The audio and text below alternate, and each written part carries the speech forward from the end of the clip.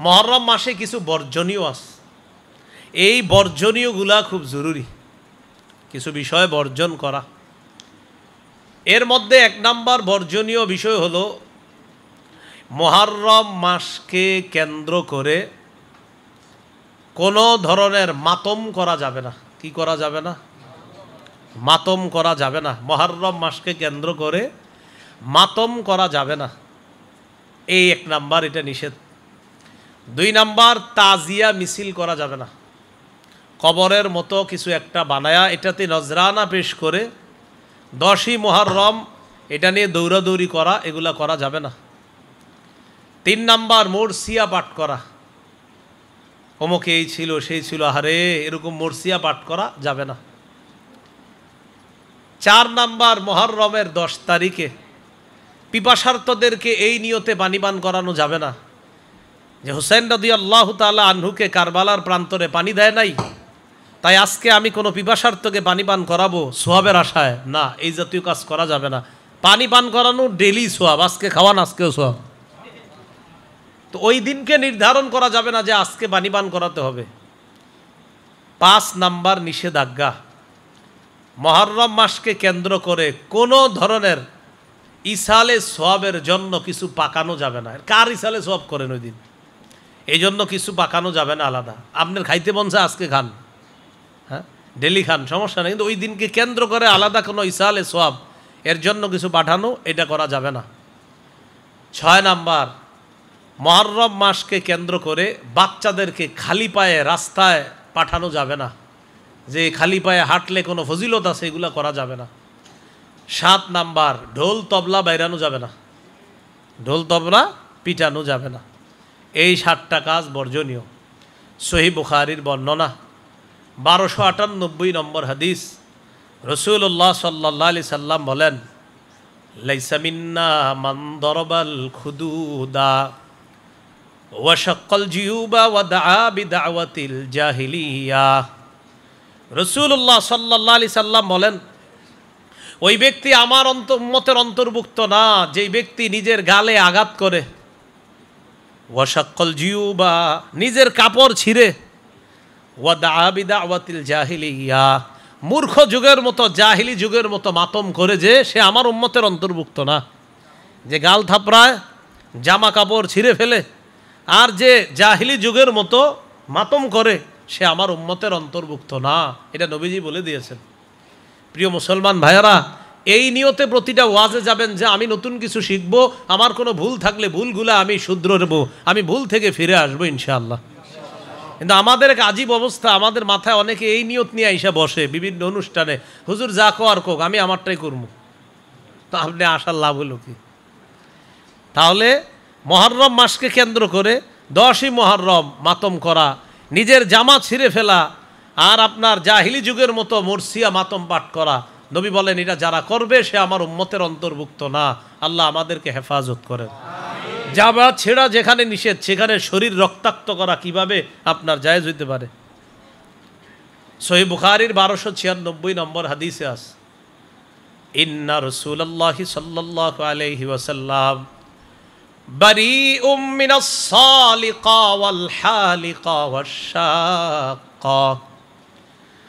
নবীজি সাল্লাল্লাহু আলাইহি সাল্লাম ওই নারীর থেকে মুক্ত যেই নারী চিৎকার করে কান্নাকাটি করে, ওয়াল হালিকা যেই নারী শোকে তার মাথার চুল কামায়া ফেলে, এই নারীর সাথে নবীর কোনো সম্পর্ক নাই, এই নারী নবীর উম্মতের হওয়ার যোগ্যতা রাখে না। ওয়াশ-শাক্কা যেই নারী নিজের জামা কাপড় ছিঁড়ে ফেলে জোরে জোরে কান্নাকাটি করে আর বলে আজরাইল আমার ঘরে আসলো, আব্বারে দেখলো আর কাউরে দেখলো না, এটি বইলা বইলা কান্নাকাটি করে। ছেলে মারা গেছে, মেয়ে মারা গেছে, বা বাবা মারা গেছে, আল্লাহ বুঝে আমার ঘরটাই দেখলো আর কারো ঘর দেখলো না, এগুলা বইলা বইলা নিজেরে আপনার আঘাত করে। রাসূল সাল্লাল্লাহু আলাইহি সাল্লাম বলেন, এই নারী তার সাথে নবীর কোনো সম্পর্ক নাই, সে নবীর উম্মত হওয়ার যোগ্যতা রাখে না, যে চিৎকার করে কান্নাকাটি করে। আল্লাহ আমাদেরকে হেফাজত করেন। এর মধ্যে আবার একটা আছে আপনার, কাক যদি কারো বাড়ির পাশে আইসা চিৎকার করে, কাক কাক কাউয়া কাক কা করতেছে, আর একটু পরে যদি মৃত্যুর সংবাদ আছে, কয় কাকটা একটু আগেই তো সংবাদটা দিয়ে গেছে। হ্যাঁ, শিরিক। বলেন এটা কি? শিরিক। শিরিক, এটা শিরিক। আবু দাউদের বর্ণনা 3908, 3909, 3910 নম্বর হাদিস। ক্বালা রাসূলুল্লাহ সাল্লাল্লাহু আলাইহি ওয়াসাল্লাম আত-তিয়ারাতু শিরকুন, আত-তিয়ারাতু শিরকুন, আত-তিয়ারাতু শিরকুন সালাসা। নবী বলেন, কোনো কিছুতে কুলক্ষণ তালাশ করা শিরিক, কোনো কিছুতে কুলক্ষণ তালাশ করা শিরিক, কোনো কিছুতে কুলক্ষণ তালাশ করা শিরিক। মুহররম মাসে অনেকে মেয়েরে বিয়ে দেয় না, আবার কেউ অন্য মেয়েরও বিয়ে করে না। কেন? কয়টা শোকের মাস, তাই বিয়ে করে না। কিসের মাস? শোকের মাস, বিয়ে করে না। সহিহ মুসলিমের বর্ণনা 1423 নম্বর হাদিস। এই হাদিসে আছে আরবের লোকেরা শাওয়াল মাসে বিয়া করারে কুলক্ষণ মনে করত। আম্মা জান আয়েশা সিদ্দিকা রাদিয়াল্লাহু তাআলা আনহা বলেন, তাজাওয়াজানি রাসূলুল্লাহ সাল্লাল্লাহু আলাইহি ওয়াসাল্লাম ফি শাওয়াল। আম্মা জান আয়েশা সিদ্দিকা বলেন, কয় মানুষ শাওয়াল মাসে বিয়ে শাদী করে না, আল্লাহর নবী আমারই বিয়ে করছে শাওয়াল মাসে। সুবহানাল্লাহ। নবীজি বিয়ে করছে কোন মাসে? আম্মা জানকে। মানুষ শাওয়াল মাসে বিয়ে শাদী করে না, আর নবী আমারই বিয়ে করছে শাওয়াল মাসে। শুধু তাই না, ওয়া বানাবি ফি শাওয়াল। 6 বছর বয়সে বিয়ে করছে, 9 বছর বয়সে বিবাহ রজনীতে আমাকে নবীর ঘরে যখন পাঠানো হয়েছে ওইটাও শাওয়াল মাস ছিল। ওয়া কানাত আয়েশাতু তাস্তাহিব্বু আন তুদখিলা নিসাআহা ফি শাওয়াল। আম্মা জান আয়েশা সিদ্দিকা রাদিয়াল্লাহু তাআলা আনহা তার পরিবারের নারীদেরকে স্বামীর ঘরে যেই মাসে পাঠানো পছন্দ করতেন, শাওয়াল মাসে তার ঘরে পাঠানো পছন্দ করতেন। তো আম্মা জান বলেন, ফাআইয়ু নিসাই রাসূলিল্লাহি সাল্লাল্লাহু আলাইহি ওয়াসাল্লাম কানাত আহযা ইনদাহু মিন্নি।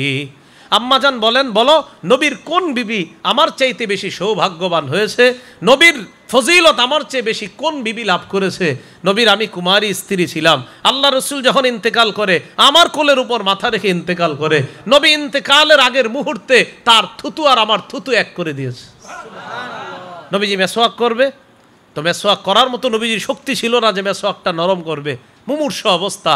আম্মা জান আয়েশা সিদ্দিকা রাদিয়াল্লাহু তাআলা আনহার ভাই আব্দুর রহমান ইবনে আবু বকর মেসওয়াক করতে করতে মেসওয়াক হাতে নিয়ে আপনার ঘরে আসছে। রসুল সাল্লাল্লাহু আলাইহি সাল্লাম মেসওয়াকের দিকে তাকায় রয়েছে। আম্মা জান নবীজির জিজ্ঞাসা করলেন, কি মেসওয়াকটা কি দিব আপনারে? তো নবীজি মাথায় বললেন, হ্যাঁ মেসওয়াকটা দাও। কথা বলতে পারতেছিলেন না, কষ্ট হচ্ছিল। আম্মা জান মেসওয়াক নিলেন, নেওয়ার পর বললেন, আলান্তুলাকা, নরম করে দিব? কাহা উলিনুলাকা, নরম করে দিব? কাহা নরম করে দাও। আমি আয়েশা মেসওয়াক নরম করে নবীরে দিলাম, আমার থুতু ওই মেসওয়াকে লাগা। নবী ওই মুহূর্তে মেসওয়াক করলেন, ইন্তেকালের আগে আমাদের দুজনের থুতু আল্লাহ এক করে দিস। তো নবী বলেন, আমি নবীর ওই আম্মা জান আয়েশা বলেন, আমি নবীর ওই বিবি যাকে নবী শাওয়াল মাসে বিয়ে করছে। তাহলে কোনো মাসে বিয়ে দেওয়া যাবে না, করা যাবে না। এগুলা মনে করা, কুলক্ষণ মনে করা শিরিক। বলেন এগুলা কি? শিরিক। এগুলা করা যাবে না। রাসূলুল্লাহ সাল্লাল্লাহু আলাইহি সাল্লাম বলেন, সহিহ বুখারীর বর্ণনা 5753 নম্বর হাদিস। ক্বালা রাসূলুল্লাহ সাল্লাল্লাহু আলাইহি ওয়াসাল্লাম লা আদওয়া ওয়ালা তিয়ারাতা। নবীজি বলেন, ছোঁয়াছে রোগ বলতে কিছু নাই, ওয়ালা তিয়ারাতা, কোথাও কুলক্ষণ, কোনো বস্তুতে কুলক্ষণ বলতে কিছু নাই। আদওয়া মানে রোগ নিজে নিজে কারো শরীরে সংক্রমিত হওয়ার ক্ষমতা রাখে না। আরবরা মনে করত যে রোগ ছোঁয়াছে, রোগটা নিজে নিজে আন্নাল মারদা বিনাফসিহি ইউদি, নিজে অন্যের শরীরে যাইতে পারে। নবী আয়েশা বলে দিলেন, না না, লা আদওয়া, কোনো রোগ নিজে অন্যের শরীরে যাইতে পারে না, বরং ওই রোগ যদি আল্লাহ কারো শরীরে নেয় তাহলে রোগ যাবে, কিন্তু রোগ নিজে থেকে যাওয়ার কোনো ক্ষমতা নাই। আবু দাউদের একটা বর্ণনা শোনেন, 3919 নম্বর হাদিস। নবীজি সাল্লাল্লাহু আলাইহি সাল্লামের কাছে এক ব্যক্তি বললেন, ইয়া রাসূলুল্লাহ, ফামা বালুল ইবিলি তাকুনু ফির রমাল কান্নাহা যবা। হুজুর, আমার কিছু ওট আছে, মনে করেন কিছু ওট বালুকাময় মরুভূমির মধ্যে থাকে, ওই ওটগুলা দেখতে নাদুস নুদুস হরিণের মতো মনে হয়। এরপর ওই ওটের সাথে একটা রোগাক্রান্ত ওট আইসা মিশার পর ওই রোগাক্রান্ত ওটটা আমার ভালো ওটগুলারে নষ্ট করে দেয়। হুজুর, এটা কেমন কথা? আল্লাহ নবী বললেন, তোমার এই আকীদাটা সঠিক না, যে তোমার ভালো ওটগুলারে খারাপ ওটটা আইসা রোগাক্রান্ত বানায়া দিছে। তাহলে বলো, ফামান আদাল আউয়াল, প্রথম ওটটার শরীরে রোগটা দিল কে? তো নবীজি বললেন প্রথম উট কার শরীর থেকে আসছে? তো চুপ, কয় কারো শরীর থেকে না। কয় এই যে প্রথম উটে যেহেতু কারো শরীর থেকে আসে নাই, অতএব ছোঁয়াছে রোগ বলতে কিছু নাই। রোগ নিজে কারো শরীরে যেতে পারে না, আল্লাহ যদি দেয় তাহলে ওই রোগ অন্য শরীরে যেতে পারে। এইটা বলার পর নবী বললেন ওয়ালা তিয়ারতা, কুলক্ষণ বলতে কিছু নাই। পাখি বাম পাশে উড়ার মধ্যে কোনো অশুভ লক্ষণ নাই। আরবরা সফরে বের হলে তারা পাখির দিকে তাকাইতো।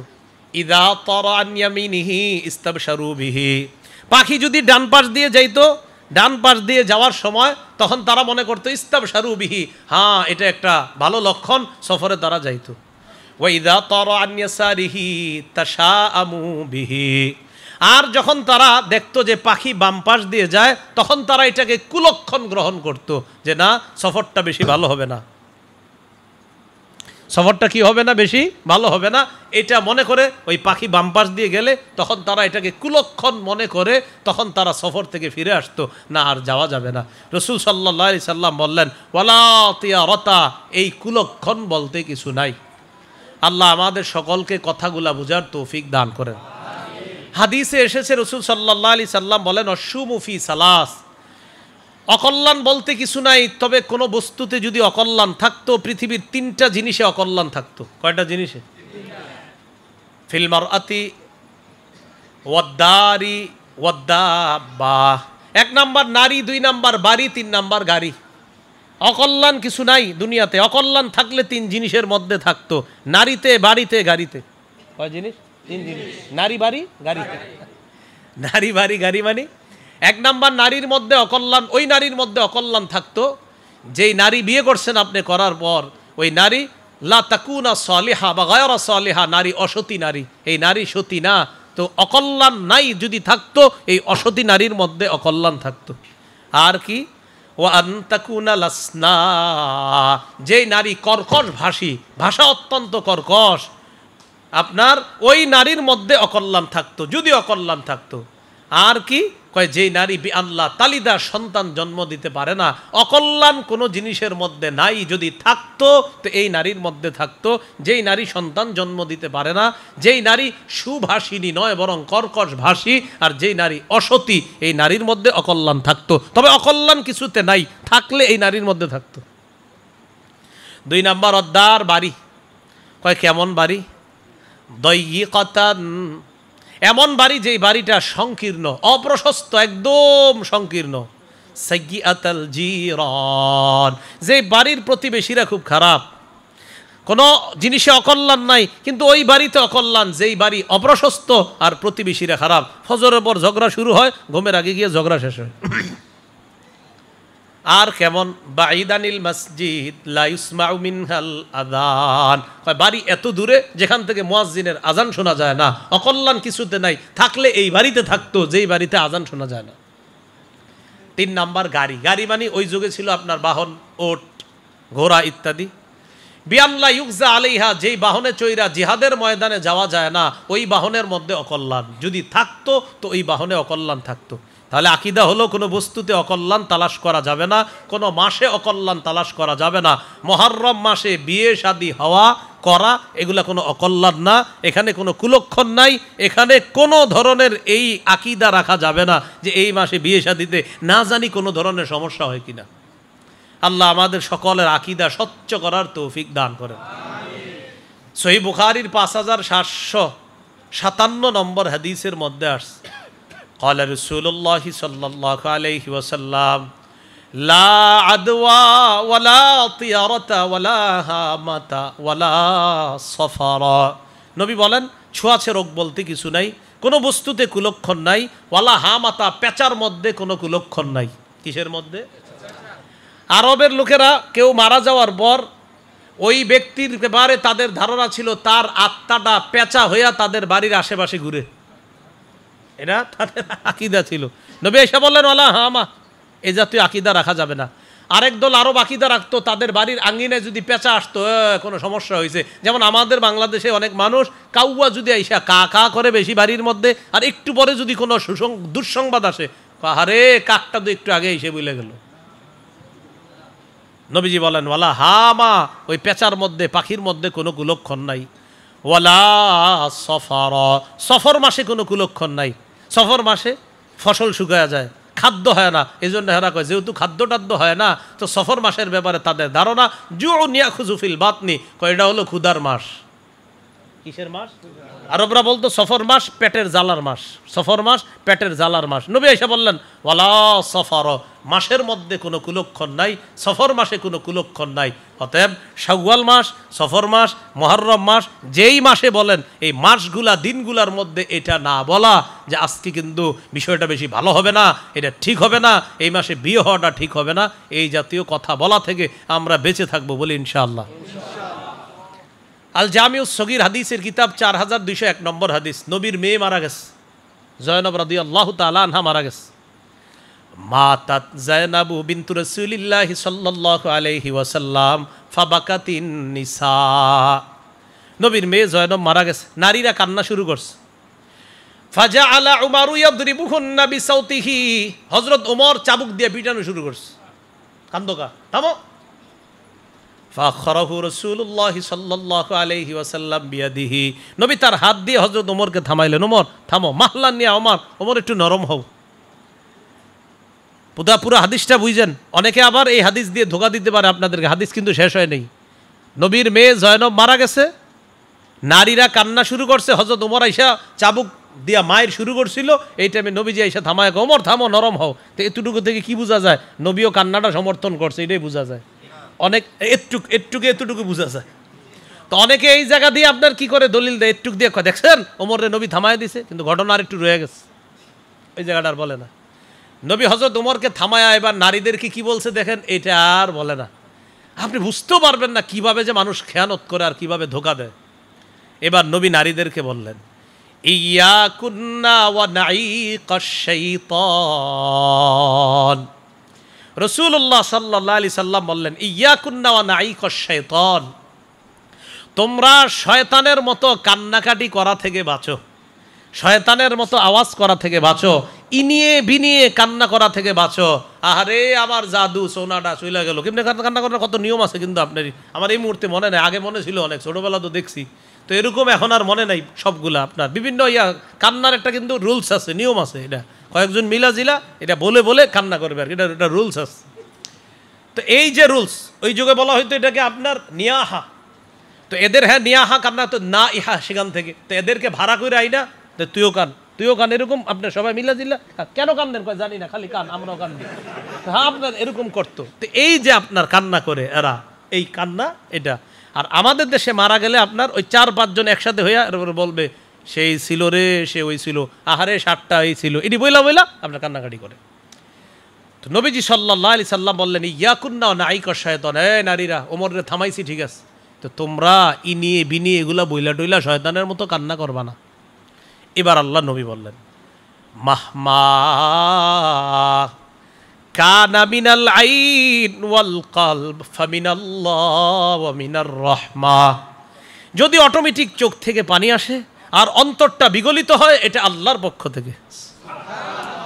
চোখের পানি পড়তেছে আপনার, হৃদয়টা আপনার খুব ব্যথিত, আহারে চলে গেল, আর অশ্রু ঝরতেছে, নবী বলেন এটা আল্লাহর পক্ষ থেকে দয়া তোমার চোখ দিয়ে বের হইতেছে।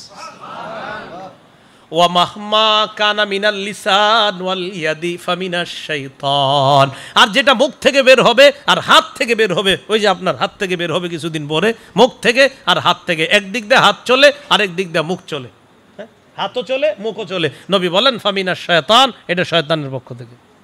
শরীর রক্তাক্ত করতেছেন আর মুখ দিয়েও বলতেছেন উল্টাপাল্টা কথাগুলা, এগুলা শয়তানের পক্ষ থেকে। প্রিয় ভাইয়ারা, বিশেষ করে হোসেন রাদিয়াল্লাহু তাআলা আনহুকে কেন্দ্র করে ওইভাবে কানবেন না। আর কেউ মারা গেল এই জাতীয় উল্টাপাল্টা বাক্য শব্দ বলে আমরা কেউ কান্না করব না। কান্নারও তো বলছে নবীজি, তোমার চোখ দিয়ে পানি পড়তেছে তোমার বাবার লাশ দেখে, মায়ের লাশ দেখে তোমার চোখ দিয়ে পানি আসতেছে, এটা আল্লাহর পক্ষ থেকে রহমত, দয়া। আর মুখ দিয়ে আর হাত দিয়ে যদি উল্টাপাল্টা, হাত দিয়ে মানে শরীরে আঘাত করতেছো আর মুখ দিয়ে উল্টাপাল্টা বলতেছো, এটা শয়তানের পক্ষ থেকে। আল্লাহ আমাদেরকে হেফাজত করেন। তাহলে এটা করা যাবে না। এগুলা কার কাজ বলেন? শয়তানের। তাহলে কেউ মারা গেলে আমরা কি করব? এটা তো একটা জানার বিষয়। এটা করা যাবে না, প্রথমে জানলাম একটু চোখের পানি আসবেই, এরপরেও কি করণীয়, কি বলতে পারি মুখ দিয়ে। নবীজি একটা দোয়া শিখাইছে যে সর্বোচ্চ যদি বলো তো এটা বলো, একটা হলো কোরআনে আল্লাহ শিখিয়ে দিছে আর নবীজিও শিখিয়ে দিছে। কোরআনের সূরা বাকারার 155, 56, 57 এই আয়াতগুলোতে আল্লাহ আলোচনা করেছেন, ওয়ালানাবলুওয়ান্নাকুম বিশাইইম মিনাল খাউফি ওয়াল জুই ওয়া নাকসিম মিনাল আমওয়াল ওয়াল আনফুসি ওয়াত থামারাত ওয়াবাশশিরিস সাবিরিন আল্লাযীনা ইযা আসাবাতহুম মুসিবা ক্বালু ইন্না লিল্লাহি ওয়া ইন্না ইলাইহি রাজিউন।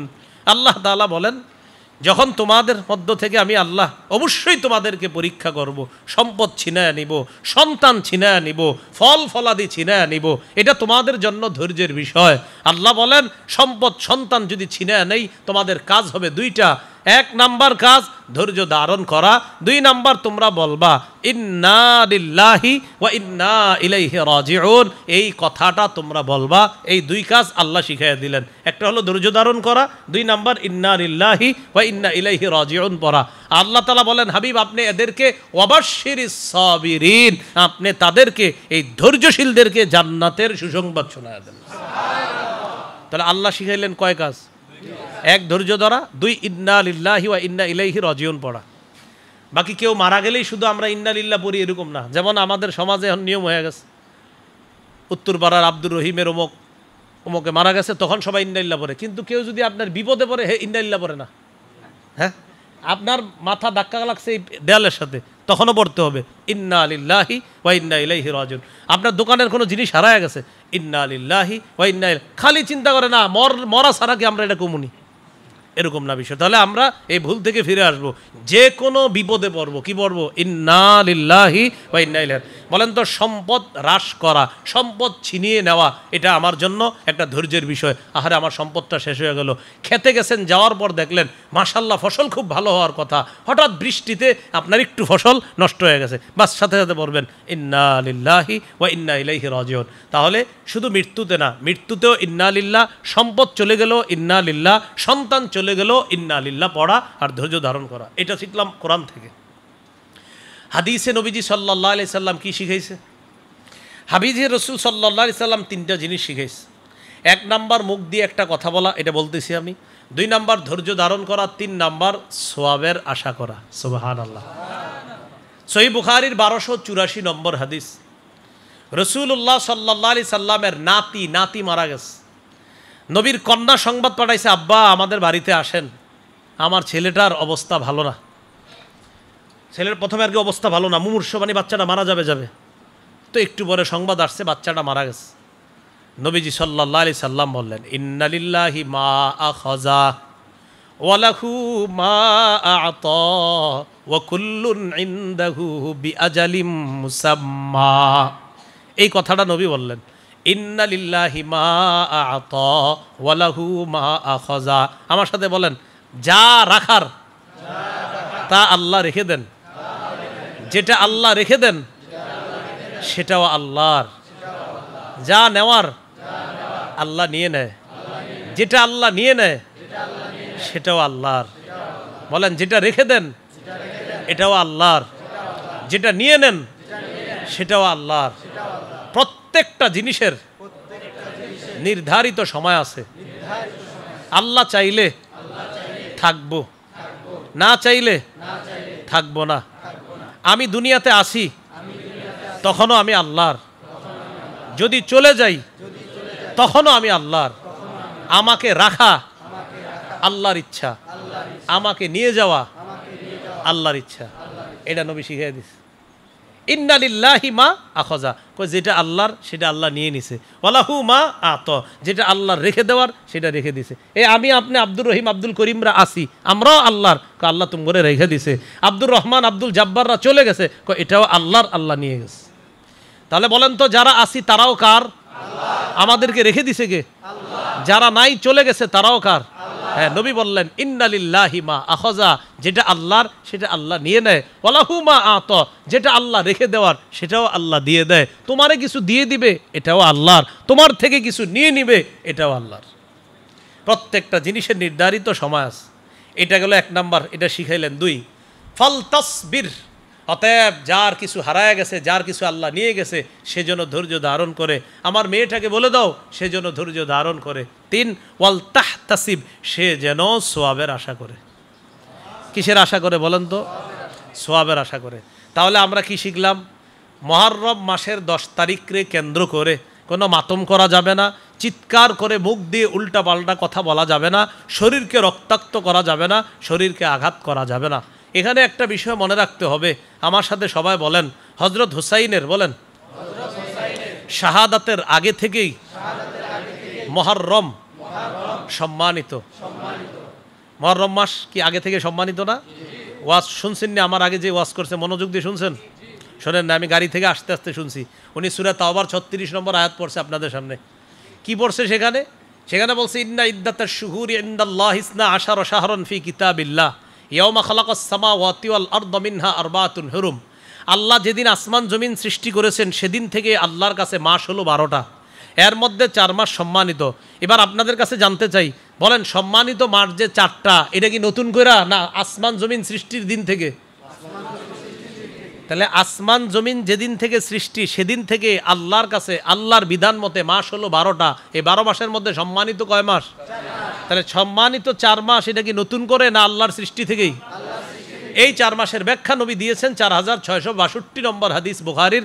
এই হাদিসে নবী বলে দিয়েছেন এই 4 মাসের একটা হলো মুহররম মাস। তো বলেন তো আপনারা, মুহররম মাস কি নবীজি সাল্লাল্লাহু আলাইহি সাল্লামের যুগ থেকেই সম্মানিত না আল্লাহর সৃষ্টি থেকেই সম্মানিত?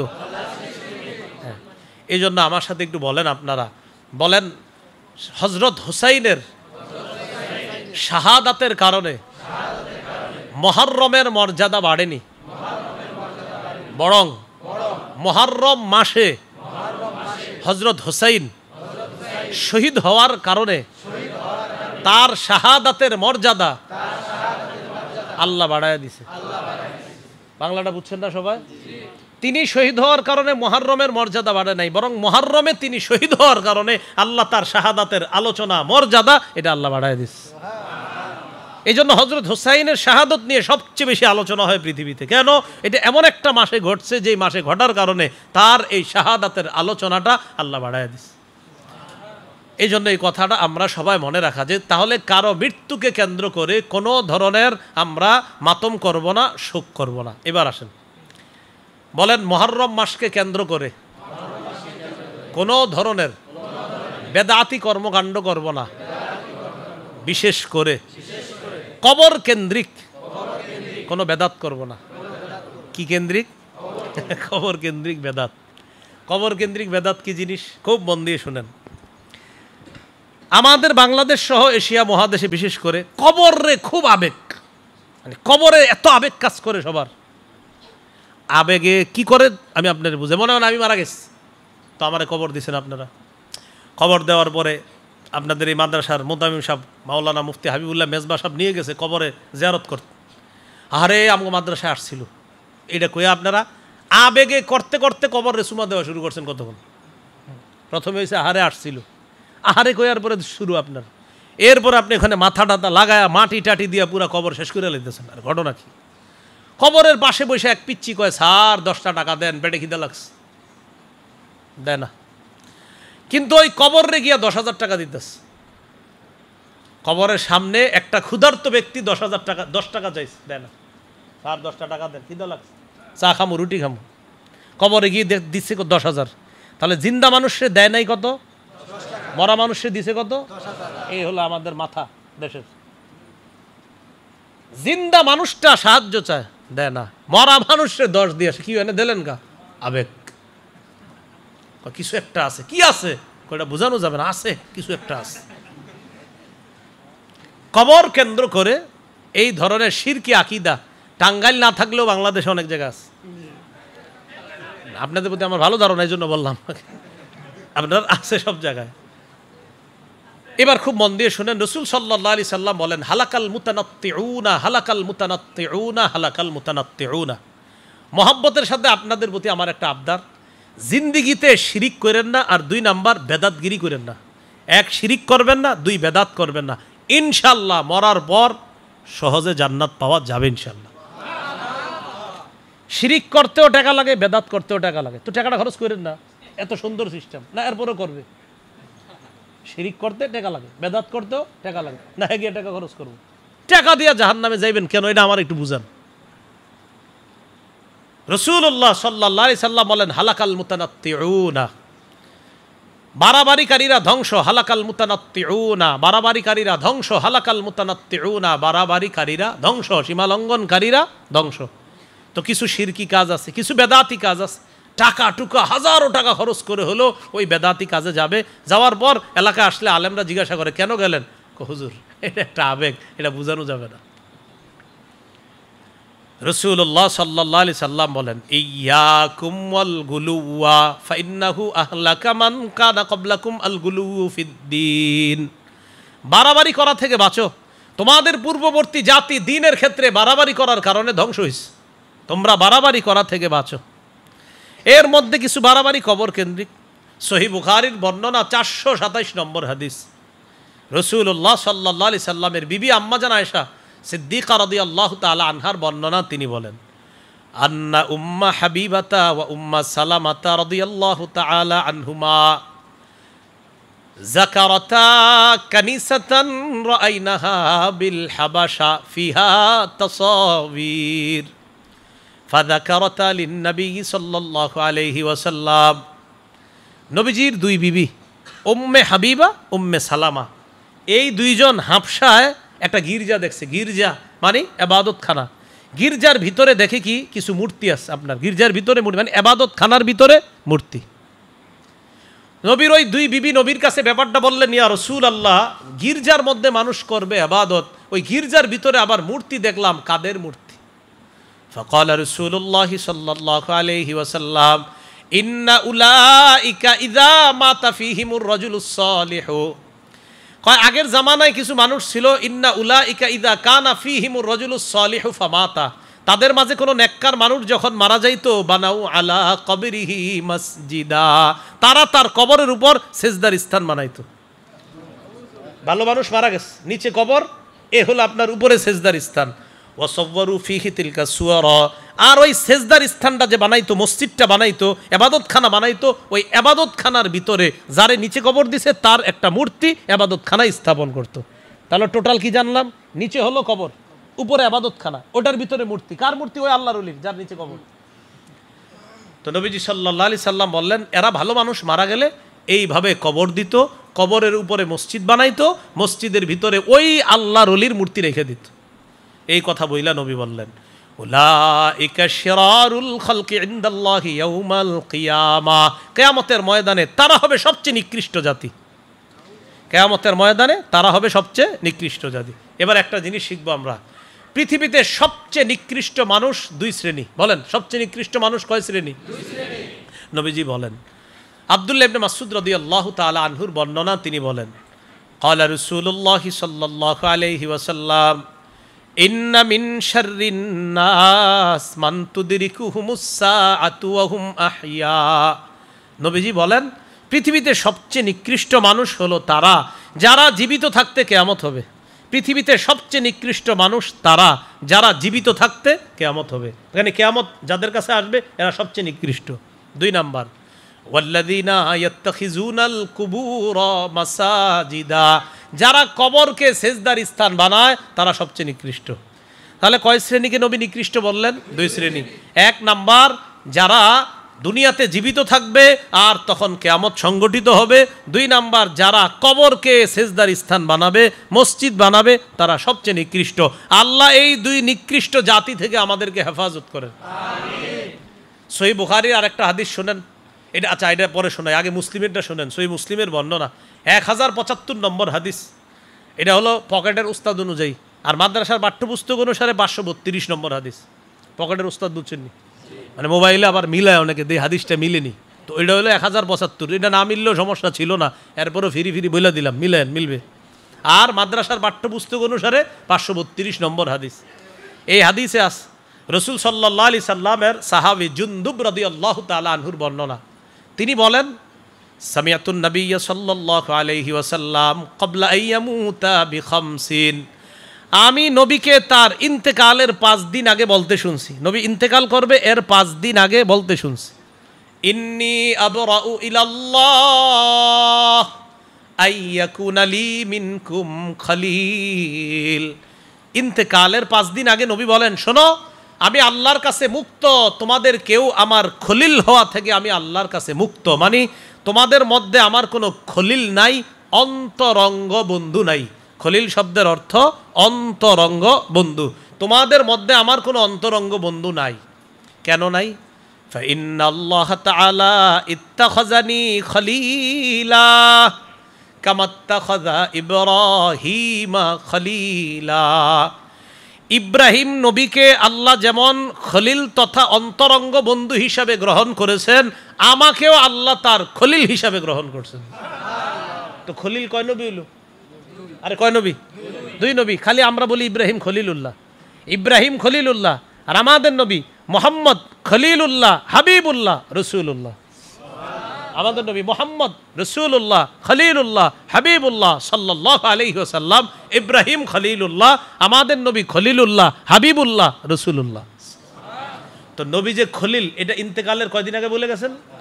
শোনো, দুনিয়ার কেউ আমার খলিল নাই, কারণ আমি আল্লাহর খলিল। আল্লাহ আমারে খলিল হিসাবে গ্রহণ করছে ইব্রাহিম নবীর মতো। পরে নবী বলেন, লাউ কুনতু মুত্তাখিদান মিন উম্মতি খলিলা লাত্তাখাযতু আবা বকরিন খলিলা। আমি আমার উম্মতের মধ্যে কাউকে যদি খলিল হিসাবে গ্রহণ করতাম, অন্তরঙ্গ বন্ধু হিসাবে গ্রহণ করতাম, তাহলে আবু বকর সিদ্দিককে আমার খলিল হিসাবে গ্রহণ করতাম। তাহলে দেখি আপনাদেরকে পরীক্ষা হয়ে যাক, নবীর কোনো খলিল আছে? মানুষের মধ্যে নবীজির কোনো খলিল আছে? আর যদি বানাইতেন কোন সাহাবীকে? কিন্তু কাউকে বানান নাই। কেন? নবী কার খলিল? খলিল অর্থ অন্তরঙ্গ বন্ধু। এবার নবী কি বলে দেখেন, আলা ওয়া ইন্নামান কানা ক্বাবলাকুম ইত্তাখাযু কুবুর আমবিয়াইহিম ওয়া সালিহিহিম মাসাজিদা। শোনো তোমরা, তোমাদের পূর্ববর্তী জাতি তাদের নবীর কবর আর নেককার মানুষের কবরকে সেজদার স্থান বানাইছে। আলা ফালা তাত্তাখিজুল কুবুর মাসাজিদা। ও আমার উম্মত, সাবধান, তোমরা কিন্তু কবরকে মসজিদ বানাও না। কেন? কারণ আল্লাহ রাসূল ইন্তেকালের 5 দিন আগে বলতেছে যে আমি ইন্তেকালের পরেও তোমরা কিন্তু এই জাতীয় কাজ কারবার করো না। অতীতের উম্মত তাদের নবীর কবরকে সেজদার স্থান বানাইছে, নেককার মানুষের কবরকে সেজদার স্থান বানাইছে। তোমরা কিন্তু কোনো কবরকে সেজদার স্থান বানাবা না। কয়দিন আগে নিষেধ করছে? এইবার যে হাদিসটা শোনাইবো এটা আরো আশ্চর্য। এটা তো গেল 5 দিন আগে। এখন যেটা শোনাবো এটা হলো নবী ইন্তেকাল করার মুহূর্তের হাদিস। মাত্র যেটা শোনাইলাম 5 দিন আগে, আর এখন শোনাবো যেটা এই যে নবী যাবে প্রাণটা বের হবে ওই মুহূর্তের হাদিস। সহিহ বুখারী 435 নম্বর হাদিস। এই হাদিসে আছে, লাম্মা নুজিলা বিরাসূলিল্লাহি সাল্লাল্লাহু আলাইহি ওয়াসাল্লাম, নবীজির যখন মুমূর্ষ অবস্থা, মারা যাবে, কানা ইয়াতরাহু খামিসাতান আলা ওয়াজহিহি, নবী তার চেহারা মুবারকের উপর একটা কাপড় দিয়ে ডাকস। নবী মুমূর্ষ অবস্থায় চেহারা মুবারকের উপর একটা কাপড় দিস। ফাইদা তাম্মা, প্রাণ যখন বের হবে কাশাফাহা আন ওয়াজহিহি, চেহারা মুবারক থেকে কাপড়টা সরাইলেন। তাহলে মুমূর্ষ অবস্থায় কাপড় দিলেন, এখন হলো প্রাণ যাবে, প্রাণ যাওয়ার সময় কাপড় সরাইলেন। মুমূর্ষ অবস্থায় কাপড় দিলেন আর প্রাণ যাবে কাপড়টা সরাইলেন। সরানোর পর হঠাৎ বলতেছে, লানাতুল্লাহি আলাল ইয়াহুদ ওয়ান নাসারা, ইহুদিদের উপর আল্লাহর অভিশাপ, খ্রিস্টানদের উপর আল্লাহর অভিশাপ। ইত্তাখাযু কুবুর আমবিয়াইহিম মাসাজিদা, তারা তাদের নবীর কবরকে সেজদার স্থান বানাইছে। এই কথা নবী বললেন, ইহুদিদের উপর অভিশাপ, খ্রিস্টানের উপর অভিশাপ, তারা তাদের নবীর কবরগুলা সেজদার স্থান বানাইছে। ইউহাদ্দিরু মা সনাউ, নবী তার উম্মতকে সতর্ক করতেছে, সাবধান, আমার কবরকে কিন্তু এগুলা বানায় না। তাহলে নবীজি ইন্তেকাল করবে, মুমূর্ষ অবস্থায় কাপড় দিয়ে মুখ ঢাকলেন, প্রাণ যাওয়ার সময় বলতেছে কাপড় সরা। এই শোনো, ইহুদিদের উপর আল্লাহর অভিশাপ, খ্রিস্টানদের উপর আল্লাহর অভিশাপ, তারা তাদের নবীর কবরকে সেজদার স্থান বানাইছে, তোমরা কিন্তু এগুলা করো না, সতর্ক করছে। 5 দিন আগে সতর্ক করলেন, ইন্তেকালের মুহূর্তে সতর্ক করলেন। কবরকে কেন্দ্র করে মেলা বসানো যাবে না। কি বসানো যাবে না? হ্যাঁ, মেলা বসানো যাবে না। এটা রবিউল আউয়াল মাসে বেশি হয় মেলা বসানোর বিষয়টা, অনেক জায়গায় হয়। মেলা বসানো যাবে না কোনো কবরকে কেন্দ্র করে, কোনো আল্লাহর ওলির কবরকে কেন্দ্র করে মেলা বসানো যাবে না। আবু দাউদের 2042 নম্বর হাদিস, قال رسول الله صلى الله عليه وسلم لا تجعلوا بيوتكم قبورا। রাসূলুল্লাহ সাল্লাল্লাহু আলাইহি সাল্লাম বলেন, তোমরা তোমাদের ঘরগুলা কবর বানাও না। ঘর কবর হয় কিভাবে? যে ঘরে জিকির থাকবে না, যে ঘরে নফল রোজা থাকবে না, যে ঘরে নফল নামাজ হবে না, যে ঘরে আল্লাহর নাম হবে না, সুবহানাল্লাহ হবে না, আলহামদুলিল্লাহ হবে না, কোরআনের তেলাওয়াত যে ঘরে থাকবে না, ওই ঘর কবর। নবী বলেন, তোমরা তোমাদের ঘরগুলা কবর বানাও না। ওয়ালা তাত্তাখিযু কবরি ঈদা, আর শোনো, আমার কবরকে কেন্দ্র করে কোনো উৎসব করবা না, কোনো মেলা বসাবা না। বললেন ঘরগুলা কবর বানাও না, আর আমার কবরকে কেন্দ্র করে কোনো মেলা বসাবা না। ওয়াসাল্লু আলাইয়া, আমারে যদি তোমরা মহব্বত করো তো বেশি বেশি দুরূদ পড়ো। ওয়াসাল্লু আলাইয়া, নবী বলেন আমার উপর বেশি বেশি দুরূদ পড়বা।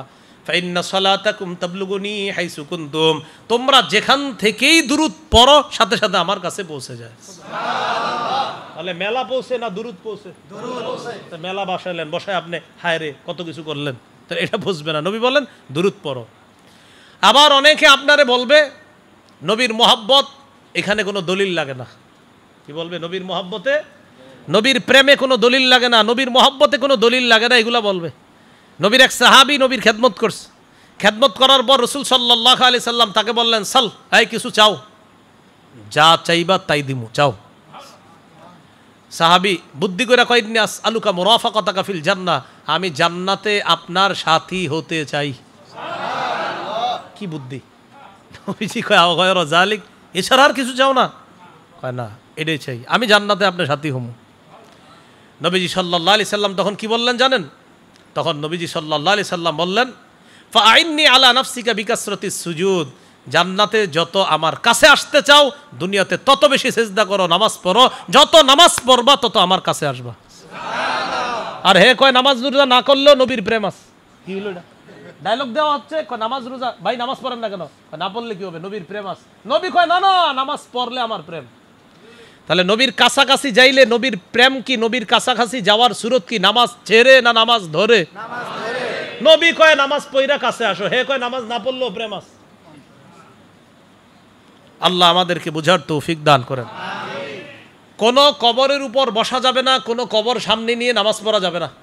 আবু দাউদের 3229 নম্বর হাদিস। আবেগে অনেকে মসজিদের ভিতর কবর রেখে দেয়, মসজিদের ভিতর কবর রাখে, আবেগ। ওই যে বললাম আবেগ ধরে রাখতে পারে না, কবরটা মাঝখানে রাখে।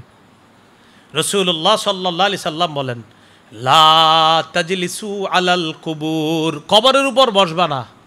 ওয়ালা তুসাল্লু ইলাইহা, কবরের দিকে ফিরে কবর সামনে রাইখা নামাজ পড়বা না, কবর সামনে রাইখা নামাজ পড়বা না। এই জন্য অনেক মসজিদের মাঝখানে কবর থাকে, এই কবরগুলা থাকা ঠিক না, উচিত না, এটা মাঝখান থেকে সরানোর ব্যবস্থা করতে হবে। কারণ আপনি মাঝখানে রাখলে পিছনে কাতার আছে আরো 4টা 5টা, তো কাতারে দাঁড়াইলেন, সামনে কবর হয়ে গেল, এটা ঠিক না, এটা অন্যায়, নবী নিষেধ করছে। বলতে পারেন আমরা আসলে বুঝি নাই তাই করছি। কেন না বুঝা মসজিদ করছেন কেন? আপনি আলেম ওলামাদের সাথে পরামর্শ করে মসজিদ করতে পারলেন না? যেহেতু করে ফেলছেন, এখন কবর স্থানান্তরিত করেন, এটাও আলেমদের ফতুয়া আছে, জিজ্ঞাসা করে স্থানান্তরিত করার চেষ্টা করেন, মাঝখানে রাখা যাবে না। রাসূল সাল্লাল্লাহু আলাইহি সাল্লাম এটা নিষেধ করলেন। তাহলে কবর কেন্দ্রিক বাড়াবাড়ি কখন? যদি কবর সামনে থাকে। মুহররম মাস আসলে আপনার কবর যারে নিয়ে বাড়াবাড়ি হবে, এর কবরও নাই, একটা প্রতীকী কবর বানায়া এটারে সামনে নিয়ে বাড়াবাড়ি শুরু হয়। এই জন্য এই বাড়াবাড়িগুলা করা যাবে না।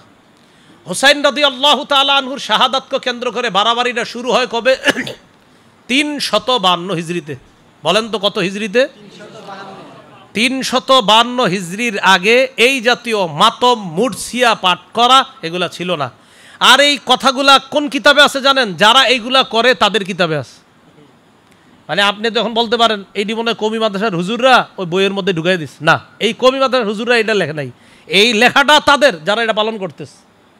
352 হিজরিতে যে মাতম মুরসিয়া শুরু, এটা তাদের লেখা যারা এটা পালন করে। আমির আলী, নাম কি? আমির আলী, উনি একজন শিয়া, উনি কিতাব, উনি বই লেখছে আপনার স্পিরিট অফ ইসলাম, আপনার ওখানের মধ্যে উনি উল্লেখ করছে ডাইরেক্ট যে সর্বপ্রথম মুইজুদ্দিন, আপনার এই ব্যক্তি মুইজুদ্দিন, নাম কি বলেন তো?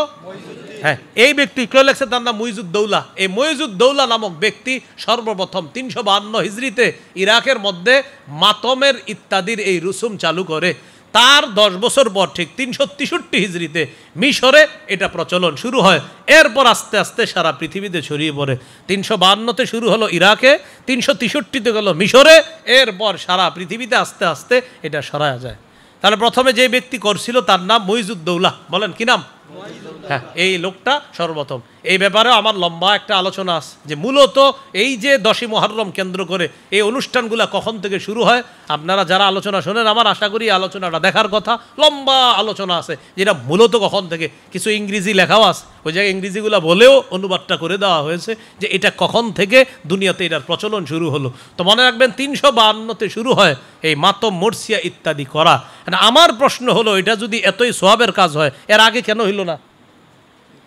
352 হিজরির আগে কেন হলো না? এতই যদি এটা ফজিলতপূর্ণ হয়, তো এর আগে কেন হলো না?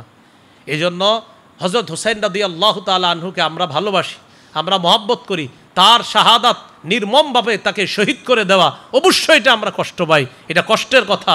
নবীর নাতিকে এইভাবে নির্মমভাবে যারা শহীদ করেছে, এই শহীদ করা যেই নির্মমভাবে শহীদটা হয়েছে, এটার জন্য আমরা অবশ্যই কষ্ট পাই।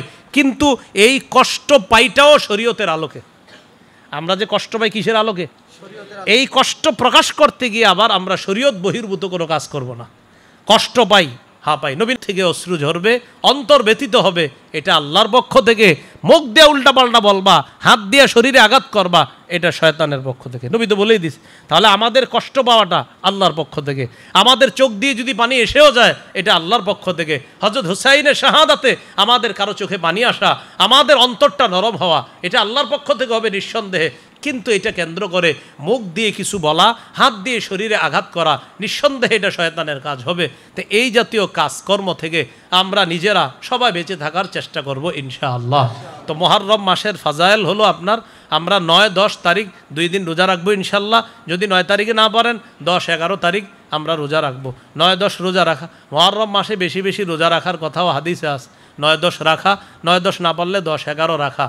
ঢোল তবলা ইত্যাদি ভুলেও আপনারা বাইরাবেন না। এটা শুধু যে মুহররমকে কেন্দ্র করে আপনি ঢোল তবলা পিটাবেন এমন না, আপনি মুহররম ছাড়াও বিয়ার সময়ও ঢোল তবলা বাজাবেন না। রাসূলুল্লাহ সাল্লাল্লাহু আলাইহি সাল্লাম বলেন, সৌতানে মালউনান, 2টা আওয়াজ অভিশপ্ত। 1 নাম্বার সৌত মিজবার ইনদা নি'মা, আনন্দ উল্লাস প্রকাশ করতে গিয়ে খুশি প্রকাশ করে ঢোল তবলা পিটানো, এটা হলো আপনার এই অভিশপ্ত আওয়াজ। আরেকটা হলো কোনো দুঃখ ভারাক্রান্ত বেদনার সময় ঢোল বাইরে এই বেদনা প্রকাশ করা, এটাও হলো আপনার অভিশপ্ত। তাহলে মাতম মরসিয়া ইত্যাদি করতে গিয়ে ঢোল বাইরানো, এটা নবী বলছে অভিশপ্ত আওয়াজ। অথবা কোনো আনন্দ উল্লাস প্রকাশ করতে গিয়ে ঢোল তবলা পিটানো, এটা অভিশপ্ত আওয়াজ। যাদের বিয়ে হয়, এই বিয়ের মধ্যে যারা আপনারা ঢোল তবলা ইত্যাদি বাইরানের আয়োজন করেন, এটা কিন্তু অভিশপ্ত আওয়াজ। এখন বলতে পারেন, হুজুর আমরা ঢোল বাজাই না, আমরা গান বাজাই। কি বাজাই? ওইটাও শয়তানের আওয়াজ। গানও বাজানো যাবে না, এটা করব না আমরা ইনশাআল্লাহ। আল্লাহ আমাদের সকলকে যে কথাগুলো শুনলাম বললাম, সবাই যেন বিশেষ করে বর্জনীয় যে কাজগুলো বলা হলো, এগুলা থেকে আমরা বেঁচে থাকতে পারি, আল্লাহ তৌফিক দান করেন। আকীদা স্বচ্ছ রেখে আমরা যেন কবরে যেতে পারি, আল্লাহ তৌফিক দান করেন।